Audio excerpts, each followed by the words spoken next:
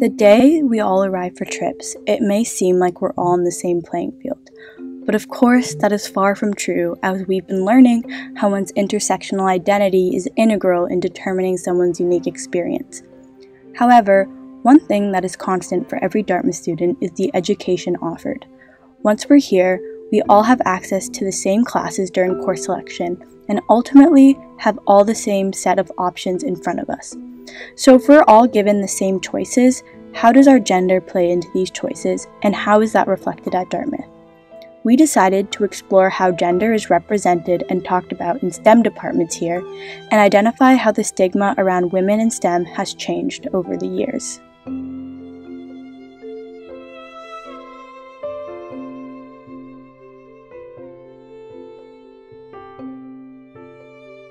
However, these statistics and percentages are not the whole picture. As Judith Lorber states, the most powerful means of sustaining the moral hegemony of the dominant gender ideology is that the process is made completely invisible.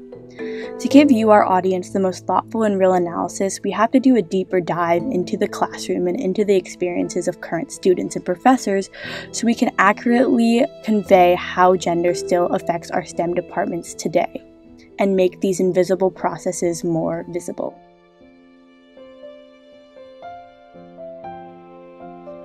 Unsurprisingly, male and female students have a very different view about what goes on in the classroom.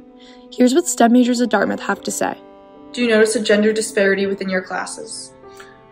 I don't. I think it's because they're pretty unique in that they have more women than men, so I don't notice a gender disparity. Do you have any female friends majoring in the same discipline as you are?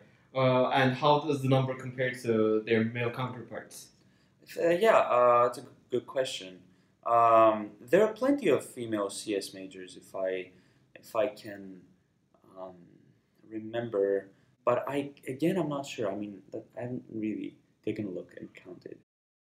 Male STEM majors seem to think that gender is no longer an issue in the classroom, and that males and females have equal opportunities across the field. However, statistics are not always representative of the true atmosphere of the classroom. Men are often naive to the way women are treated in classes and assume that just because women are present, that they are being given equal opportunities. Were you ever discouraged from pursuing a STEM major because of your gender?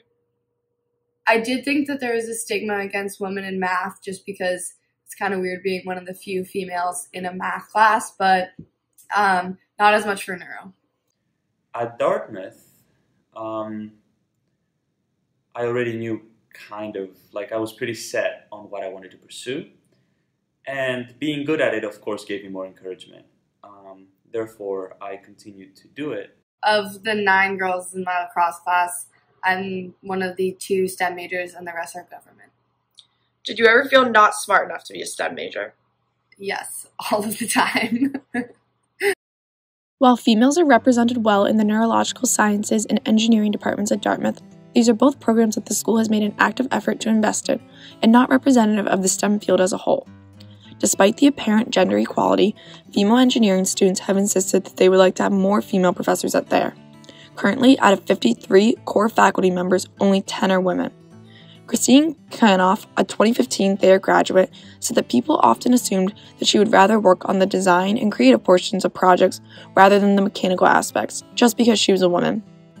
This assumption was false for most of the female students at Thayer. Professor Collier teaches an introductory engineering class and says that in recent years, the number of female TAs has far outnumbered the number of male TAs.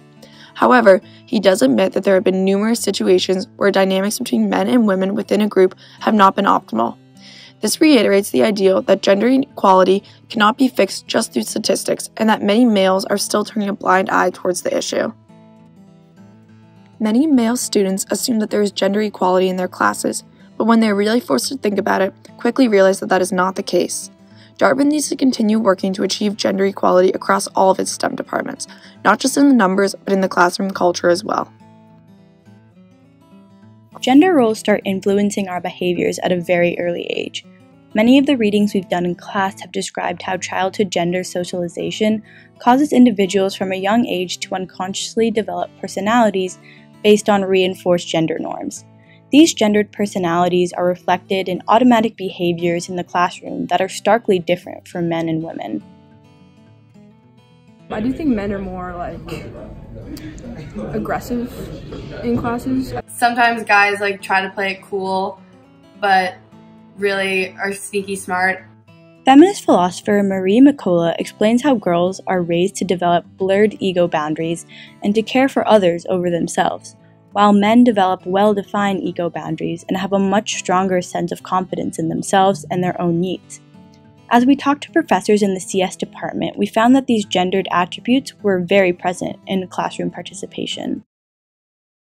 Overall, what I see is women are, even though they're doing great, they're not as confident as their male counterparts. Like, so let's say you give the same problem to both a girl and a boy, and she would have the right answer, but she would still not be sure, or like wouldn't say confidently that, hey, I have the right answer and I got it.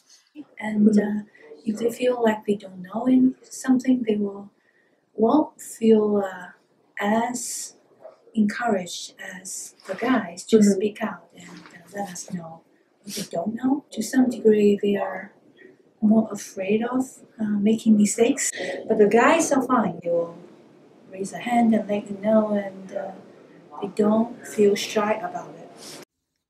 In our interviews with female CS faculty, we see that the faculty is not just standing idly by observing the detrimental effects of the gender gap. There is active encouragement from the faculty towards women to pursue CS, and it's not just women faculty fighting for women students. Is the gender disparity something that the faculty is aware of and talks about? No, it's definitely talked about, and in CS department we put an effort in making sure that like there are more women in computer science.